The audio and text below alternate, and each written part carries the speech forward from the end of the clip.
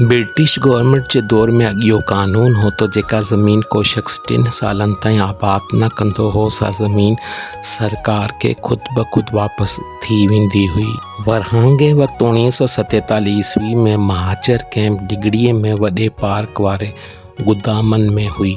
डिगड़ीअ जो primary school तक़रीबन 1947 ईस्वीअ धारे नंढो गुलामली रोड जिते अॻूणी मुस्लिम बैंक वारे हंधि हो। सरगवासी हुकूमतराय पड़ियार जेको सरगवासी आत्माराम पड़ियार जो वालिद हो टाउन कमेटी डिगड़ीअ जो पहिरियों सेक्रेटरी हो। डिगड़ी शहर जी वॾी खाण वटि अॻु धोबीअ घाट हूंदो हो। पाकिस्तान ठहिण खां अॻु डिगड़ी शहर में मेघवाड़ बिरादरीअ जा 20 खां 22 घर हुआ। सरगवासी कारूमल मेघवाड़ बिरादरी ऐं ॿियनि हरीजन ज़ात जे काफ़ी माण्हुनि जा फ़ैसिला कंदो हो।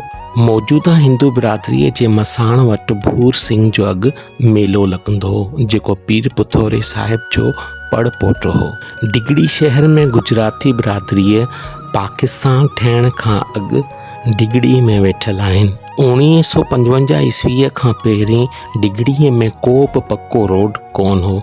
टंडो गुलामली रोड महाजर मस्जिद खां वठी चौक ताईं मिटीअ जी धूड़ पे उॾामदी हुई।